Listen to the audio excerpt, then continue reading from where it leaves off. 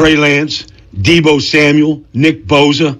Ooh, man, I can't wait to talk about the Niners. What's up, Bonte, Shasky, and all the roasters? It's Baldy. I'll be back with you guys every Tuesday morning at 7:30 to break it down. All right, boys, take it away. Woo! 13 minutes. Baldy gets me so fired up with his breakdowns every single week. You get lost in them. He's talking about every single team. I was just watching one during the break, I should say, of the 49ers defensive line collapse in the pocket, sacking Baker Mayfield. Jake Jackson cleaned it up. And he's like, look at these guys. Amenehu, Ebukam. They're having fun. Look at this, man. They're having fun. They're playing a kid's game. Look at them. So Baldy's going to break down this defense, break down Mooney Ward, who he had a breakdown on, and where the running game is going here. The running game's looking really, really good. And Michael Irvin, Shasky, I know you want to get into Buckner in just a second here, but here is what Michael Irvin had to say about the Niners and their dominant defense. You look at the Eagles, you see something special that you know, okay, there's something there. You look at the Niners, you got to have a dominating unit, one unit. There's never been a team that gets there without a dominating unit. The Niners defense has been playing dominating football. I tweeted the thing the other day that had it was top two something, talking about the Dallas defense and the Niners defense, the top two in the NFL. And that, they have that special unit that can get them there. Special unit that could get them to the promised land. We were talking about this. It's Operation Glendale for me here on out. I'm there now. 3-2. Unless DeAndre Hopkins really just turns the Arizona Cardinals from a pretender to contender, I think the NFC West could be a wrap. The Niners can run away with this division. Now, they have to stay healthy. They have the components there. Health is so important. Health is so important. And right now, we know Mosley. He's out for the season with a torn ACL. It stinks. Nick Bosa, what is he, day-to-day? With a tight groin? They said he had a groin injury during camp. I didn't notice it. Maybe they monitored it. Maybe they didn't say anything. Yeah, I don't know. I mean, and if this were the playoffs, could he play? Like, I have a lot of questions. I want him to get right. Right. Yeah, whatever they got to do to get him ready. Right. If that means he misses the next 2 games and he gets the bye week, maybe that might not be the worst thing in the world. Because the worst thing that could happen is he comes back, he re-aggravates it, and he's either injured the whole year or he has a bigger setback. Big chunk, yes. 6 weeks or something like that. Exactly. Whenever you say right, I think a D4. I know, that's why. I know. When he said, guys, I'll come on the show, I need to get right. I was like, damn, I thought you just need to get right. He was like, right. We're going to have Baldy on in a second, and one of the videos that he put out there was just about the dominance of this defensive line, even when they didn't have Nick Bosa and Kinlaw and Armstead out there, and with all those injuries. We talk so much, about the allocation of resources. You traded multiple first-round picks for Trey Lance. Is Jimmy Garoppolo worth $25 million when he was under that cap? I feel like we don't do that with some of the other positions that are as important in terms of the allocation of resources as maybe the quarterback position is scrutinized. And I look and I'm watching Chris Jones last night, and there's 5 or 6 guys, and I'm sure that teams can make it. In terms of D tackles, there's Fletcher Cox, Aaron Donald, Chris Jones is one of those guys that truly are impactful players no matter what the scheme is. Grady Jarrett as well. I throw him down there. We forget how dominant he was in that Super Bowl. Agreed. When they built a 28-3 lead. Grady Jarrett had 3 sacks in that Super Bowl. And we see him this weekend. We see him this weekend. Yeah. And I would have put Chris Jones the week after. Yeah. I would put DeForest Buckner in that same bucket. Now, if you go back in time, it's been about 2.5 years since the Niners traded DeForest Buckner away to Indianapolis for the 13th overall pick. It was a bold move at the time. And I feel like we haven't done a good job kind of figuring out, was that even a good trade? No. And I'll tell you why it wasn't a good trade. In my opinion, Buckner was the guy. Now, Eric Armstead does a lot of great things in the community that DeForest Buckner was doing. I knew it wasn't a good trade the minute I heard from somebody who worked with the 49ers and said, damn it, Buckner was one of the good ones. He was great in the locker room and outside the locker room. This guy was a 3-down player. You just don't trade personnel like that. Remember, we did a show. You talked about loyalty. Paying your premium players, guys who have been in the trenches. He was the one guy. It wasn't Armstead. It was number 99 who led that defense. When you walked around Levi's Stadium, there was a bunch of 99 jerseys. There was. Buck, the Polynesian community, the black community. We love Buck. D-Buck, he wanted to be a Niner. And then that trade happened during the show I was doing with Steiny and Guru. BS&G. Schechter tweeted, hey, there's a defensive lineman on the move. We started thinking, okay, maybe it's Eric Armstead who's in a contract here. Yeah. Maybe it's him. Yeah. No, it's DeForest Buckner. Well, and that to me was not good business because right away Armstead signs a 5-year, $85 million contract extension with $48.5 million guaranteed. And we all know Buckner was the better player. I know. Buckner was the better player. He had the 1 year popping, and you paid him in 2019. You paid him as a D end instead of D tackle. Yep. And so we all know D ends get paid more than D tackles in terms of guarantees and all that. And he's not really a sack guy. No, he's not. So since that trade has been consummated, not only did they pay Eric Armstead, and this is an argument you're going to hear, well, they kept Jimmy Ward as well. Well, if you really break down the money about how they're very close because they spent 13th overall pick money, not just on Eric Armstead's contract extension, but on Kinlaw. Well, you hear arguments that Buckner wanted a certain number and he wasn't going to negotiate that number. I don't know what's what. But all I know is you had the franchise tag that you always talk about, the franchise tag. It was in your back pocket. And he was under contract for $12 million so for he that. So he had another year in the contract. Yes. I don't think he's going to hold out. Me personally, I don't think he's holding out. I think he's going to play it through and say, all right, pay me. Maybe they work on an extension during the season. Yeah. Maybe he comes back to camp and you make something happen. But you give Armstead the big fat extension instead of franchising him. Then you turn around, you trade Buckner for one first-round draft pick. Mm-hmm. And then you take a defensive tackle and give him number 99. So all of a sudden, Javon Kinlaw, from a fan base standpoint, we're looking at Kinlaw saying, okay, you need to ball out right away to justify this trade. And now it's been unwarranted heat on Kinlaw and the pressure for him to perform. And now we don't even know if his knee's going to hold up. Well, that's the biggest knock right now on Kinlaw's health, number one. But on top of that, the production's just not there. And I'm not making this an indictment of Armstead and Kinlaw, but it's more the Niners as a whole and how they view certain positions. And to me, they waste their resources. If you look at all the numbers, tackles for losses, quarterback hits, pressures, sacks, passes batted down, DeForest Buckner, even if I combine Armstead and Kinlaw's production, DeForest Buckner is doubling their output. Unbelievable. Doubling their output. So I just look at this. I saw this team take a 6th-round pick in DJ Jones and make him into a player. Yep. I saw what they've done now with Kevin Givens. I saw what they did with Ridgeway. No one wanted Ridgeway. Ebukam signing him for the cheap. Think of how many interior defenses. This is not a Eric Armstead sucks. He's good. What I'm saying is, I think you've overpaid for that position when you're rotating already, and you already had a premium player, and you've lost this trade. And you've lost this trade. And DeForest Buckner plays all 17 games. He's missed 3 games in his entire career. His entire career. Okay? Entire career. This year alone, Javon Kinlaw's missed 3 games. Right. Eric Armstead, how many games has he missed? Well, he's actually been quite healthy the last 3 years, but yes, he's early missed on in his career, he wasn't healthy, No doubt. But I'm talking about since the contract was extended. He's basically played in every game but 3 or 4. But you see the production. 2019, 10 sacks. Every since then, 9.5 sacks. Javon Kinlaw's in year 3. And there's more measurements than just sacks. We can go PFF rating. Right. DeForest is killing them in PFF rating as well. I don't even care about PFF. Kinlaw has 1.5 sacks. Yeah. And he can't stay on the field. I mean, that's tough. Look, it sucks. When he's on the field, though, despite the low sack numbers, he is productive. He's not a stiff. No, I think I know you're not saying that. I'm not saying you are. I just think it's a poor allocation of resources. It's terrible resources.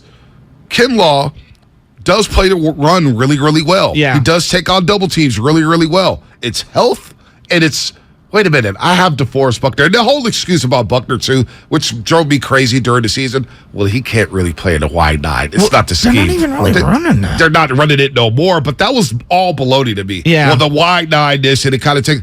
Buckner's fine. He eats up space. He makes plays happen. He's a dominant force. If you're going to trade him, don't go trade him and then draft another D tackle, give him number 99 right away. That's unfair to Kinlaw. Yeah. That's unfair to the fan base. That's unfair to Buckner to say, you know what, Super Bowl run, we're going to pay the guy who had 1 good year instead of being the guy who had 4 consistent seasons for us in DeForest Buckner. Instead, we're going to give that money to Armstead. And you see, it's just not there with Armstead. When Armstead doesn't play, do you notice?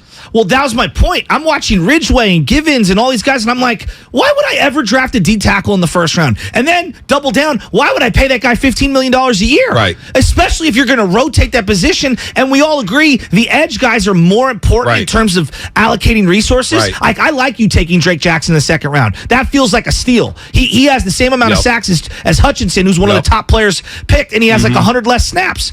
But D tackle, if you're going to rotate it, and all I'm asking you to do is eat space and command double teams, to me, why would I pay a guy $40 million in guarantees and then draft a guy 13th overall? 14th overall. 14th overall. Okay, 14th overall. Like, it's poor. It's poor resource allocation. Well, that's where we're going to see with the Trey Lance pick. Exactly. Where you move up and you could say 2 or 3 first-round picks, whatever. We're getting into semantics here, whatever it is. But now that Jimmy's playing better, and now the question is looming, well, what if you would have just built around Jimmy instead of trading up and getting a quarterback? It's fair to think that. It's fair to think that. It's fair to think that. It's fair to think that. But they and we've botched been a lot the of these biggest Trey fans. Sorry. Dude, but it's been a lot of that question marks when you look at it. Brandon Ayuk and the way he's being used. You drafted him in the first round. You would think that he's a 5th-round wide receiver with the way he gets utilized in the offense. Brandon Ayuk. I'm with you on that. Like if you're going to spend that's the thing. If you're going to draft a guy in the first round, they got to be 3-down players for you who are impactful. No doubt. So I'm with you with Armstead. He's out for a while. Kinlaw, we don't know when he's coming back. He's got fluid in the knee. It doesn't It's going to be feel a good. long. And I feel bad for the kid. I do too. Because Kinlaw's been working his ass off. He stayed in the Bay Area during the offseason, bought a house, worked out. Just trying to get right. Yeah. Trying to get right. And you see him in Chicago, man, he was dominant in that first quarter. And I guess where I'm going at with all this, and you're 100% correct, but where I'm going at with this, moving forward, if this nucleus is about winning a Super Bowl, which we agree, it's about winning the Super Bowl, they need to trade for a proven commodity. Stop with the drafting for right now, because this is the window. This team can win a Super Bowl right now. Did you see those defenses last night? In that game, Kansas City's supposed to be one of the champions. They got carved up by what we all believe to be a flawed Raider team. Raiders got offense, so when the Raiders commit to the run and Josh Jacobs run hard in a division game like that, Raiders have something cooking. But would They're you agree 1-4, with me? Like their front is really nice. I don't think they have the secondary that the Niners have. They don't. Even though they have Mosley injury. So what I'm saying is, with that said, hold on for a second. Without Armstead and without Kinlaw, we see the film. This defensive line is still flying around. That's what I'm saying. They're still flying around. They took a 5th-round pick and they traded for Charles Omenihu, and I told Omenihu could play. 6th-round pick. He a 6th-round pick. He can play. If Christian McCaffrey, and the rumor was that he's available, if he's out there and you could get him, I don't want to hear from people saying you don't spend on running backs. This is a run-first team. If there's an opportunity to go get Christian McCaffrey, a proven commodity, you make the deal. Great. You make the deal right now. Yeah, and Carolina's probably going to have to eat money here. So we're about 45 seconds away from Baldy. You know what? Let's start it early. Baldy's already on the Zoom. Let's go. Looking dapper as ever with the tie on. Looks good. Coming from Cleveland, Ohio. Let's go with the intro, Spinoni. He breaks down plays better than anyone. I mean, this is like Shark Week now. And you know what Baker Mayfield is? He's chum. Look at these sharks. You think you're getting away from those 4 angry sharks? It's Shark Week. It's time to eat. Make the read urgency. That's the name of the game right here. Urgency. Now, on it. He's on it. Touchdown. Beautiful throw. He's our 95.7 The Game NFL insider, Brian Baldinger. All right, you know the drill, roasters. Every single week, Tuesday mornings, unless there's a Monday Night Football game, Baldy joins us Tuesday at 7:30 a.m. to recap the previous 49ers game and look ahead to the next game. They're in the dirty, dirty South, taking on the Falcons next. Grady Jarrett, Arthur Smith and company looking to get back on track. But let's recap the Panthers game. And good morning to Brian Baldinger, looking dapper as ever. Covered. He said it, too. Cleveland and the Chargers, it's going to be a fun game. Turned out to be a really fun game. It seems like Baldy gets all the good games. Wherever he travels, these guys ball out because they know Baldy's in the booth. But speaking of being in the booth and balling out, this defensive line so far, without Armstead, without Kinlaw, they're still flying around the football, and they're starting to create turnovers that turn into points. Baldy, this defensive line, man, is one of the best in the business. Well, they're one of the best because of the depth. And when you look at, you know, what Kevin Givens gave you last week, you know, just you go through the whole list of guys, Drake Jackson, how he's coming on. Menahu has been huge. All right. You look at even Kimoko Toure got a chance to play last week when Bosa went down. I mean, they're 8, 9, 10 deep. And so look, there's nobody like Nick Bosa, but if you can't have Nick out there, I mean, these guys are ready to play. Like their stunts, the way they play off each other, the way they feed each other.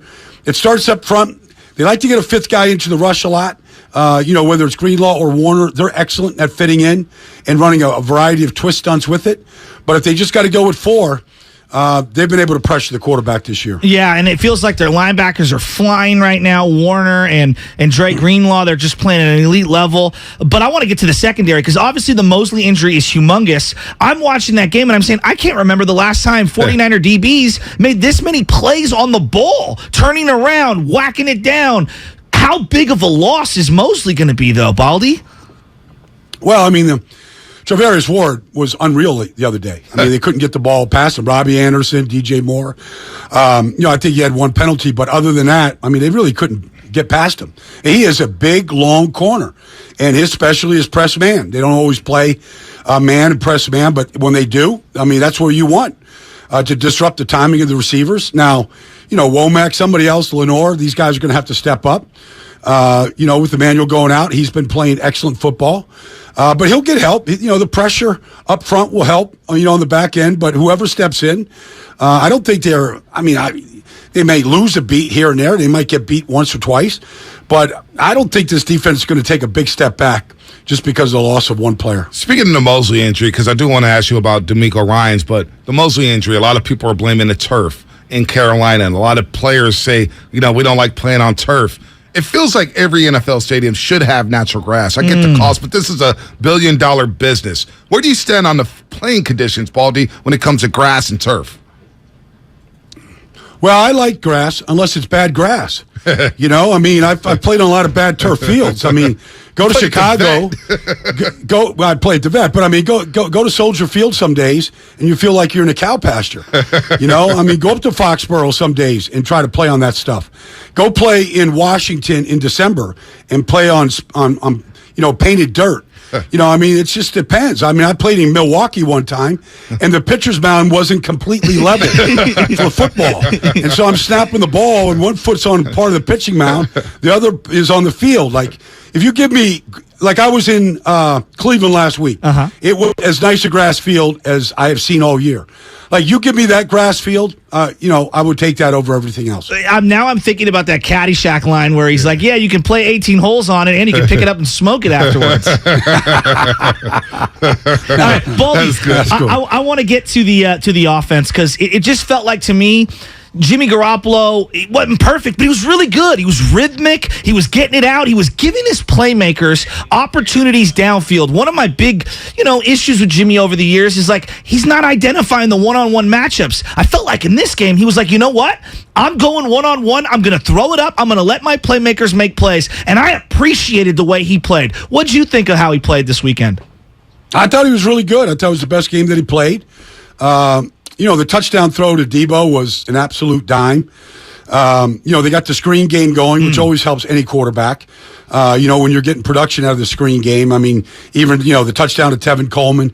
It's nice to be able to just, really have a risk-free play that, becomes a really productive play. The one thing about Jimmy, he's always had a quick release, and he relies on that release. Sometimes a little dangerous. Jeff Burris had his hands on the ball in the middle of the field. He dropped it. It could have been an easy pick early in the game. But he doesn't seem to shy away to make the tough throws. He threw one to Kittle in double coverage. Kittle came down with it. You you just can't fear the middle of the field. Because if you do, you're not gonna lose those big plays. And it was good to see Danny Gray out there. Take a couple shots down the field to him because of his speed. That's part of what you're talking about right there, Joe, because it was one-on-one coverage, and they missed it, but, you can see the guy's speed and what he does to a defense. And so take the shot. It's second down, whatever it was. Take the shot. Let the young rook go have a chance. Brian Baldinger here on the Morning Roast on 95.7. The Game joins us every single week, Tuesdays at 7:30. We love Baldy, at Baldy NFL on Twitter, breaking it down every single game. And I want you to break down D'Amico Ryans and the celebrations, Baldy. That's what I want to get to because we got accustomed to Robert Saleh. Whenever the Niners would have a goal line stand or a fourth down stop, you see Robert Saleh and all 5 of his sick veins in his neck pop out. He was so jacked up. And you see it right now in New York with the Jets as they're playing better football. D'Amico Ryans celebrating after that pick 6 of Mosley and his jubilance and his passion for the game. It feels like we're going to have to say goodbye to him sooner rather than later. Could you break down D'Amico Ryans and what he's doing for this defense? And then the sideline antics, Baldy, because that gets me going. What gets D'Amico excited is execution. And so, sometimes you do everything right. You do everything right. It's the right fit. It's the right stunt. It's the right pressure. And a DB drops the ball. And you're like, you do everything right, but you don't make the catch. He makes the catch and he picks up a convoy and he gets a bunch of blocks and, it's a pick six. Like those type of plays, what I see is they're doing a lot. They do a lot. They mix their coverages, man zone, all kinds of stuff. But they're not breaking down. They're not breaking down. Because if you break down on the back end, you give up big plays, especially to a guy like DJ Moore, Robbie Anderson. They're not breaking down on the back end, yet they're still pressuring like crazy on the front end. And they're attacking everything that moves. But the ball isn't, by play action or whatever design, isn't going over their head. So they're not giving up big plays. They're keeping everything in front of them. Their tackling is crisp. Like, there's nothing not to be excited about. You don't have to look at any stats. I don't even have to look at the stat page. That's the best defense in football. Like, nobody's playing the way they're playing. So that can carry a long ways. But that's also a testament to what they're doing every single day of the week, whether it's meetings, walkthroughs, practice.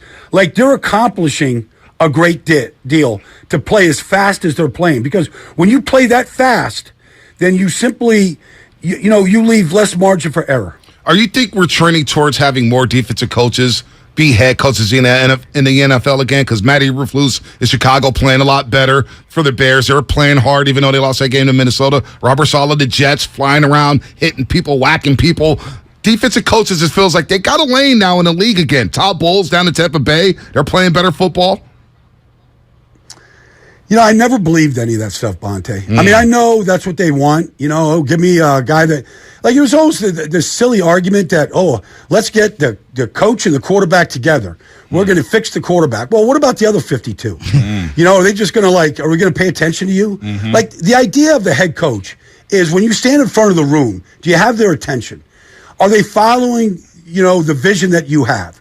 Like, we need leaders. We don't need coordinators. We need leaders. And so that's what's missing when they pass up some of these coordinators that are defensive-minded guys. Like, tell me a guy that can stand in front of the room and get everybody's attention. And when he walks through, Mike Vrabel, like, he's got that team playing exactly the way he thinks. Yeah. It's defense. Yep. It's, beating guys up in the phone booth. But he's a leader. And when things struggle and the team struggles early on, like, he doesn't get dismayed and he doesn't leave, like, his philosophy. It doesn't change. He's going to stay with it. Baldy, when you're looking at this run game right now, it feels like they're really starting to create some big gaping holes. What are they doing differently? Because you've been kind of critical before the last couple of weeks of the run game creativity. What'd you see this week?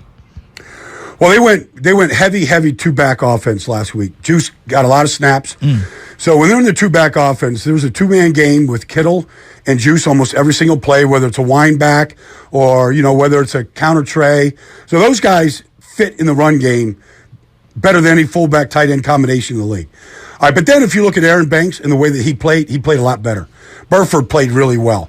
Brendel is playing really good. Brendel picking, on the touchdown run, up the middle, he gets 2 blocks on the play. Like, he blocks his man, then he goes and picks off the linebacker, and JW, goes right behind him. So I think they're playing much better as a group. Jalen Moore, look, Brian Burris is a handful for anybody else. He's a buck. He's going to get baller. beat. He's a great player. Yeah. He's got great suddenness to him. You're going to get beat by a guy like that. But, like, really across the board is the best game that they played all year. So they just played really well together. But you also have to factor in the fullback and the tight end in the run game.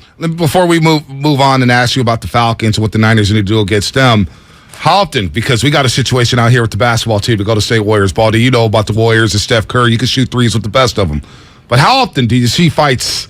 I don't even know if we could call it a fight, what we saw last Wednesday or with the video being released Friday with Draymond Green and Jordan Poole. How often did stuff like that happen in an NFL locker room?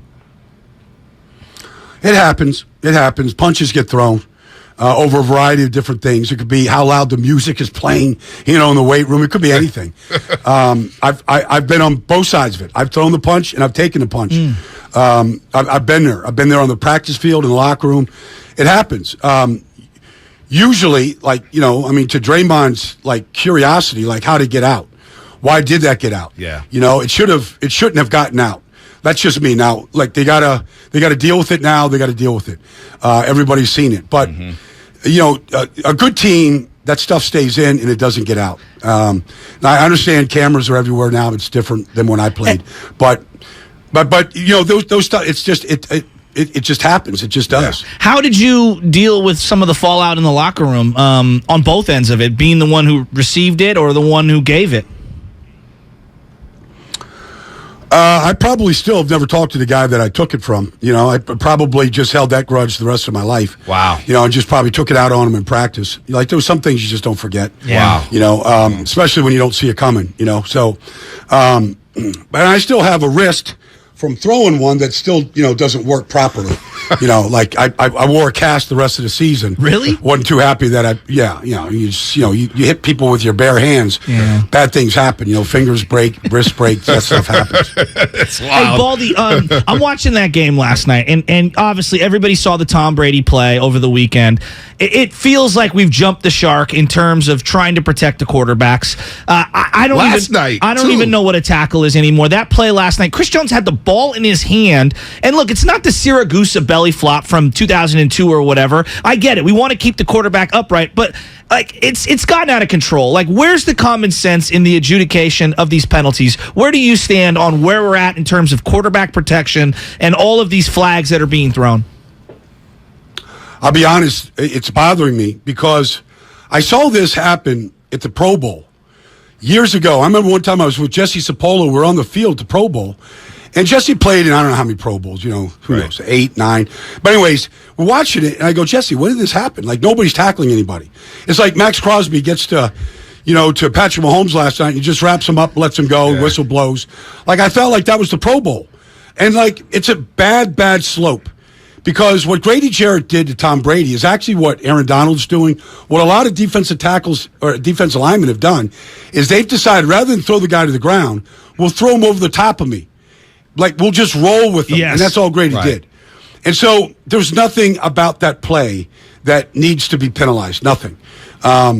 But it's all reaction to what we saw, what Teddy Bridgewater, what happened to Tua. And it's an overreaction. And that's what this league does. It overreacts. And the officials feel it. They don't want to be the guy at the end that didn't like the play on Tua should have been flagged easily. Right. Josh Tupou slams him to the ground. Flag that play. There's no need for that.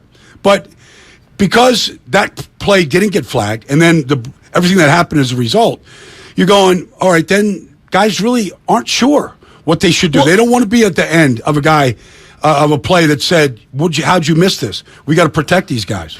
So then how do you, is it the crop of referees? Is it what the emphasis from the league is? Like how do they fix it, I guess? Because it feels like everybody, all the 50 million people watching at home, were like, this is wrong. And yet the call is still going down. So how do we fix it? Well, we can't, we were officiating it just fine, Joe. Like, we don't have to overreact. Yeah. Like, look, I mean, nobody wants to see nobody wants to see anybody get a concussion. That's unnecessary. It happened to Tua. And so, this is all kind of coming from that. Even the play that Teddy Bridgewater gets hit on by Sauce Gardner on the first play of the game. Like, evidently he was fine, but some independent guy now that they've just changed another rule, like it's a new set of eyes making the decision. And so, now we have a whole nother layer that's kind of intervening. And, I don't know that we need to do all of that. I mean, let's just say it was a mistake, what happened to it. Let's don't do it again. Yep. Let's keep officiating it the way we have been. But, don't go soft on Brady because it's Brady. Right. I saw plenty of quarterbacks get whacked this weekend that nothing got done. And I'm not saying it was right or wrong. I'm just saying, let's don't go so far the other way where every fan knows that this is wrong. Even Brady knows. That's a bad call. Bad call, terrible call, and it changed the game for the Falcons. It was a third down, and it got the Bucs off the field. Falcons with the ball and a chance to win the football game. Another thing that's driving me crazy, Baldy, is the decisions on these fourth downs and analytics. Oh, my gosh. So we saw the game you were at in Cleveland. Staley goes for the fourth down. They can just punt it away. There's 1:05 left, Brissett, no timeouts. Punt the ball away. He goes for it, almost cost the Chargers the game. They got out of there alive, but thankfully the guy missed the field goal. Last night, Chiefs going for 2 to go up 8. I'm thinking, just kick the field goal. You go up, you're going up 8. The Raiders have to score and go for 2. Yes. Then the Raiders score and they go for 2 and they don't get it instead of tying the game up. Baldy, The analytics is starting to drive me crazy. It's too much overthinking on the math and the percentages, these fourth downs and whatnot. It's driving me insane. I agree. Look, I think there's a balance with all of it, but it is so much the other way. And everyone's new way of thinking. This is what the analytics say. This is the numbers. Well, we're not flipping a coin 10,000 times to see what you should do. We got to make you got to make a firm decision, play field position. Like the Raiders should have just kicked the extra point. Right. 30-30, go play defense. Right. Go play defense. Get a stop. You got to stop the last time the Chiefs had the ball. That's how you got the ball back. Go make a stop. Max Crosby, Chandler Jones, Denzel Perriman, go make a play. Get them off the field. The play in Cleveland with Brandon Staley, I thought, I was calling it on the air going, this is the wrong call. This is not the right thing. Put your defense on the field. Make them drive the field. It was just wrong. Well, Baldy, I always wonder, how does a coach stand up in front, for example, last night? Hey, Max Crosby, I know you played your heart out for the entirety of the game. We're going for 2 here, and we're going to lessen our chances of winning the game. Just common sense thinking. How does he stand up in front of those guys with a straight face? Well, you hope that the way that you hope it balances out, Joe, and that they go for the 2 point in the next game and they win the game. Yeah. And it balances itself out. That's kind of what you hope. But if, I remember Doug Peterson, when he became the head coach of the Eagles in 2016, he went for a lot of fourth down attempts because the analytics said on Wednesday, not game day, Wednesday said go for it. So he did, and it backfired a bunch. And the Eagles were like, this guy doesn't. And then, you get the next year, and there they are in the Super Bowl on 4th and 2, and let's dial up Philly special. I know. Good play. It was a deciding play in the game. And so you're gonna have to take your lumps when it doesn't work out for sure. The analytics is driving me crazy. Guys going for it left and right. We didn't even talk about Matt Rule. Panthers make it 17-9, and Matt Rule, who's no longer coaching the Panthers, is going for 2. It's like, wait a minute, you want to make it 17-11? Just make it 17-10. It's early in the third quarter. What's going on here? So, Baldy, we can talk about the analytics all day long, bad decision making, but we are seeing some good football. Real quick. What did the Niners have to do to avoid the trap in Atlanta? Because watching the Falcons last week against Tampa Bay, one thing Arthur Smith has them doing, they play hard. They play to the whistle. They're physical. I'm impressed with the Falcons. Well, you have to really study the roster because it's all. I mean, Grady Jarrett's like the senior citizen of the defense. But go watch Daquan Graham. Go watch that kid play football. Wow. He's a young. They've got some rookies and second-year players. That are going to be really like Arnold Ebiketie from Penn State. Watch these kids play and watch them fly. And then offensively, Drake London. Look, they're without Cordero Patterson, but this Caleb Huntley can run. This Tyler Algier from BYU. If you get to the red zone, the ball's going up on top of the rim to Drake London, to Kyle Pitts. They could go get it. They're not. Forget about the record. They're in every single game. They've been scoring points every single week. They took Tampa to the brink. This is a team that you have to pay attention to because these kids don't know what they don't know. It's like the Bears have a lot of guys like that too. These guys are playing their asses off, and they're playing it the right way. So you can't underestimate this team at all. Are the Niners right now the favorites to win the NFC West? Well, for whatever, October 11th is, Joe. I know. It's an unfair question. But it's not that it's unfair or unfair. This thing is a process. John Madden used to say, Joe, all the time. He used to say, the season doesn't start until there's a frost on the pumpkin. There's no frost on the pumpkin. It's 70 degrees here in New Jersey. When there's a frost on the pumpkin, you look outside, you feel that first frost. That's when the season starts. That's when we can start talking about who's the favorite to win the West. I'm now envisioning me and Baldy having Thanksgiving dinner together. We'll get there. We're not there yet, but Baldy, when you come to the Bay Area, we're going to a buffet somewhere. Let's do it, man. I've had a lot of people surrender at the buffet that I've gone to. Well, Baldy, you bring up Madden, and I remember watching the Madden doc. I'm sure you watched it around Christmas time. Yeah. And Lawrence Taylor says something that, when I knew Madden was calling the game, I knew I had to play my ass off because Madden was there. Yeah. And I owed it to him. Yep. I'm starting to think, Baldy, with your breakdowns, and I see you on Instagram, you're shaking hands with Josh Jacobs, Matt Max, every player respects you, Derwin James in Cleveland. Hill. I'm starting to think when they see Baldy in the building and he walks on the grass and he's got the press pass on the wrist, I'm thinking players are saying, you know what, Brian Baldiger's in the building, man. We need to play our asses off. Baldy breakdown's coming on this weekend, and I need him breaking down my film. You're starting to get that Madden treatment, Baldy. Well, I don't know. Like, there was only one John, man. There's only one, but you're coming, Baldy. But I will be in Kansas City for Buffalo, Kansas City this week. So. Are you kidding me? This guy gets all the great we games. may have to, say hello to Josh and, Vaughn and some of the guys there this weekend. I actually drove by Fireball, California the other day on my way down I-5. There's nothing there. The fact that Josh Allen came out of that little tiny town is incredible. Yeah. That's good. It's a good call right there. I'm going to ask him about that. Yeah. Tell him there's nothing there. Trust me. Yeah, there's Buffalo Bills, Sean McDermott, there's Mahomes, Kelsey, Andy Reid, Kelsey. Look, when you have Mahomes and Josh Allen on the field, okay? Like, honestly, it's the best job in the entire world. Just get out of their way. Let them go do what Mahomes did last night, what Josh did last week. That throw. Like, just get out of the way. Let them go play. That throw, the second throw to Gabe Davis, that was like 70 yards on a frozen rope, and he one-armed it. I'm like, how many guys in the history of the game are making that throw? They're revolutionizing the game right now. I mean, what Herbert did last week, like, these guys are just revolutionizing the game. We've never seen this type of young talent at that position in the history of this league. Oh, that's unbelievable. Baldy, we can't wait to talk next Tuesday, 7:30, breaking down Niners and Falcons. We'll talk about your trip to Arrowhead Stadium and a big-time matchup, a rematch of a classic divisional game between the Bills and Chiefs. Baldy, you're the man. We love you as always. Buddy. Okay. See you guys next week, man. Take care.